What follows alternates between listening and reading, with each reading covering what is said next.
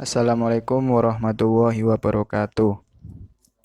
Perkenalkan, nama saya Muhammad Randy Firdaus, NIM 2020 3353.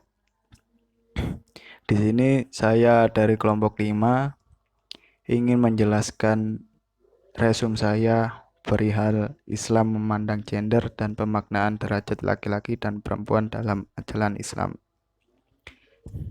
Di sini saya kebagian tugas untuk meresun tentang pemaknaan derajat laki-laki dan perempuan dalam ajaran Islam.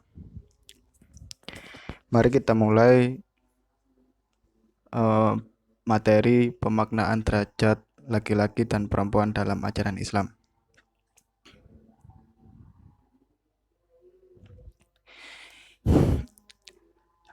Di dalam kehidupan kita sering menemui banyak sekali perbedaan baik dari segi keyakinan, pendapat, dan jenis kelamin, dan lain-lain. Maka kali ini kita mencoba memahami perbedaan menurut ajaran agama Islam.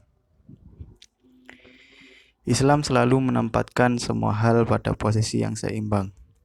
Islam juga menempatkan laki-laki dan perempuan sebagai manusia yang sama di hadapan Allah Subhanahu wa taala. Meskipun demikian, masih banyak anggapan yang perlu membedakan peranan kedudukan laki-laki dan perempuan. Faktor penyebab pembedaan kedudukan ini disebabkan oleh adanya kesalahan pemahaman dalam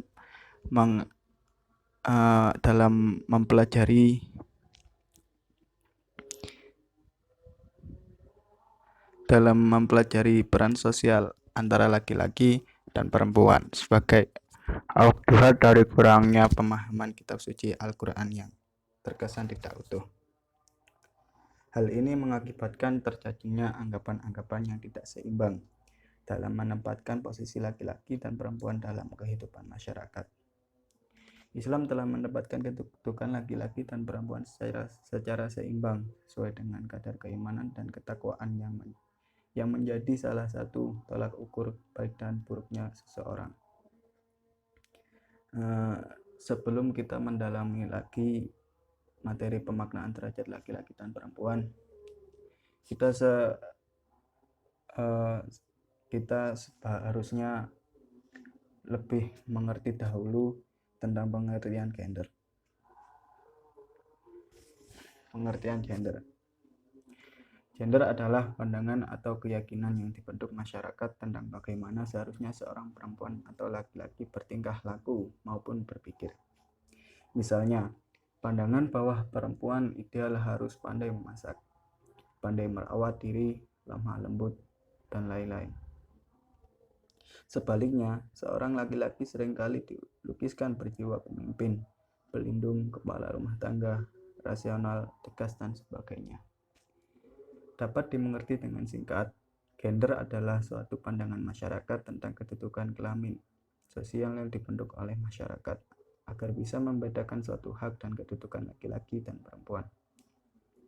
Dalam surat Al-Isra ayat 70 yang berbunyi, "Dan sesungguhnya kami telah memuliakan anak-anak Adam. Kami angkut mereka di daratan dan lautan. Kami berikan mereka dengan kelebihan yang sempurna atas kebanyakan makhluk yang kami telah ciptakan." Quran Surat Al-Isra ayat 70. Allah telah menciptakan laki-laki dan perempuan dengan bentuk yang terbaik, dengan kedudukan yang terhormat. Manusia juga diciptakan mulia dengan memiliki akal, perasaan, dan menerima petunjuk. Oleh karena itu, Al-Quran tidak mengenal pembedaan antara laki-laki dan perempuan. Di hadapan Allah, laki-laki dan perempuan mempunyai derajat atau kedudukan yang sama, dan yang membedakannya antara laki-laki dan perempuan hanyalah dari segi biologisnya. Lalu kita mempelajari yang selanjutnya adalah masalah-masalah yang timbul atas adanya gender. Munculnya ketidakadilan terhadap perempuan dengan dalih agama disebabkan karena adanya implementasi yang salah dalam proses belajar tentang agama. Faktor kesalahan tadi bisa disebabkan oleh faktor sejarah, lingkungan, budaya dan tradisi patriarkisme, sehingga menimbulkan sikap dan perilaku individual yang secara umum secara turun-temurun menentukan status kaum perempuan. Hal inilah yang kemudian menimbulkan mitos-mitos salah yang disebarkan melalui nilai-nilai dan tafsir ajaran agama yang keliru mengenai keunggulan kaum laki-laki dan melemahkan kaum perempuan. Adapun pandangan dasar atau mitos yang menyebabkan munculnya ketidakadilan terhadap perempuan antara lain: 1. Keyakinan bahwa perempuan diciptakan dari tulang rusuk laki-laki, sehingga perempuan dianggap sebagai makhluk kedua yang tidak akan mungkin ada tanpa kehadiran laki-laki, karena keberadaan perempuan hanya dianggap sebagai pelengkap dan diciptakan hanya untuk tunduk di bawah kekuasaan laki-laki. Kedua, keyakinan bahwa perempuan sebagai sumber dari terusirnya manusia atau laki-laki dari surga, sehingga perempuan dipandang dengan rasa benci, curiga, jijik, bahkan lebih jauh lagi perempuan dianggap sebagai sumber malapetaka, dan masih banyak yang lainnya. Al-Quran tidak mengajarkan diskriminasi antara laki-laki dan perempuan seperti yang di atas. Di hadapan Allah, laki-laki dan perempuan mempunyai derajat dan kedudukan yang sama. Oleh karena itu, pandangan-pandangan tadi yang menyudutkan posisi perempuan sudah selayaknya diubah, karena Al-Quran selalu menyerukan keadilan, keagamaan, dan ketentraman, mengutamakan kebaikan dan mencegah kejahatan. Berikutnya, kita akan membahas syariat-syariat yang ada menurut Islam yang berisikan tentang perbedaan derajat perempuan yang sudah disyariatkan. Secara spesifik, laki-laki dan perempuan memang berbeda. Namun demikian, baik laki-laki maupun perempuan mempunyai potensi dan peluang yang sama untuk mengaktualisasikan dirinya di hadapan Allah, sehingga ia menjadi muslim yang baik. Posisi perempuan dalam Islam sama dengan laki-laki. Persamaan itu dapat dilihat dari 3 hal, yaitu dari segi kemanusiaan, pahala, dosa, dan lain-lain. Serta Islam tidak membenarkannya adanya perlakuan tidak adil di antara manusia satu sama lain. Bila ditelusuri lebih jauh, maka banyak ayat maupun hadis yang menganugerahi kaum perempuan untuk menemui hak asasi yang belum sempat ditetapkan oleh aturan hukum ataupun undang-undang lainnya. Seperti contoh di bawah ini. Dalam masalah hak waris, demikian Islam memberikan keringanan dengan ketentuan perempuan menerima setengah bagian dari laki-laki. Ketentuan ini tidak berarti perempuan lebih rendah martabatnya dari laki-laki. Tetapi karena perempuan di samping menerima setengah bagiannya, juga menerima nafkah dari saudara laki-lakinya. Dengan kata lain, sekalipun perempuan menerima separuh, namun kewajiban memberi nafkah tidak dibebankan kepada perempuan. Yang kedua, dalam masalah mahar, jika ajaran lain, mahar menjadi milik keluarga, namun dalam Islam mahar menjadi milik langsung perempuan.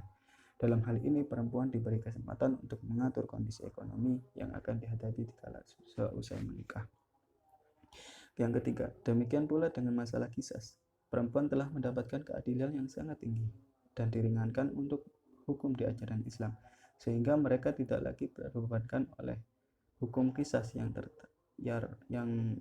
dianggap bertentangan dengan nilai-nilai kemanusiaan. Yang keempat, dalam masalah pernikahan, Islam menegaskan bahwa perempuan memiliki hak mutlak untuk menerima atau menolak pinangan. Kedua orang tua tidak diperkenankan memaksanya, sehingga tidak ada lagi yang dinamakan zaman Siti Nurbaya. Yang kelima, perempuan juga diberi kebebasan bekerja, mengembangkan inisiatifnya, sebab ide-ide kreatif yang tercipta dari otak perempuan begitu luas dibandingkan laki-laki. Jika itu tersebut hanya disia-siakan, maka cukup disayangkan. Yang keenam, perempuan juga terlibat dalam kegiatan publik seperti kepengurusan di organisasi ataupun lembaga legislatif yang lain-lain, sehingga prestasi atau ilmu yang diperoleh perempuan dapat direalisasikan di lembaga-lembaga tersebut. dan juga perempuan diberi tempat untuk menduduki parlemen yang disediakan oleh lembaga tersebut. Menurut keahlian dan prestasi yang didapat, maka jangan heran banyak perempuan yang bisa memimpin sebuah lembaga dengan bijaksana. Yang ketujuh, dalam masalah ekonomi, perempuan diberi wewenang untuk turut serta bantu peran laki-laki dalam mengurus perekonomian tersebut. Dalam hal ini bisa meringankan beban laki-laki untuk mengatur keluar masuknya pendapatan, sebab perempuan lebih dipandang sebagai pribadi yang jujur dan kompetitif dalam perihal itu. Hikmah dan kesimpulan atas syariat yang didirikan oleh Islam tersebut dapat mendorong perempuan untuk selalu bekerja dengan penuh tanggung jawab dan keikhlasan. Sekalipun tanggung jawab keluarga adalah kewajiban laki-laki, namun perempuan dapat membantu keluarganya untuk hidup lebih baik sehingga terhindar dari kehidupan yang buruk yang dapat mendorong mereka menuju kekufuran. Disinilah letak keadilan syariat Islam, di mana Allah telah menetapkan adanya aspek keseimbangan dan kesetaraan tanggung jawab terhadap laki-laki dan perempuan. Penempatan ini mengilustrasikan betapa besar hikmah di balik ketentuan tersebut. Perempuan yang pada awalnya tidak mempunyai hak apapun, maka dengan keluasan syariat Islam, perempuan kembali mendapatkan hak-haknya dan memperoleh kedudukan yang setara dengan laki-laki. Perempuan tidak lagi tertindas secara spesifik dan intelektual, tetapi mereka turut menentukan kemajuan peradaban manusia saat ini. Keberadaan perempuan di muka bumi sebagai tujuan manusia diciptakan oleh Allah adalah untuk beribadah dan menyeru kepada Beliau. Karenanya perempuan dapat memaksimalkan waktunya dalam konteks beribadah kepada Allah. Diakui bahwa perempuan banyak mengalami terbawanya ibadah tertentu karena mengalami halangan atau menstruasi, sehingga mereka tidak dapat sholat, puasa, dan mengaji. Karena itu, dengan motivasi ini, perempuan diharapkan dapat memaksimalkan waktunya untuk beribadah kepada Allah Subhanahu wa Ta'ala. Begitu saja penjelasan bagi saya tentang resume kali ini. Saya Muhammad Randy Firdaus dan kelompok mengucapkan terima kasih. Apabila ada kelebatan atau perkataan yang salah perihal tadi, mohon dimaklumi. Wassalamualaikum warahmatullahi wabarakatuh.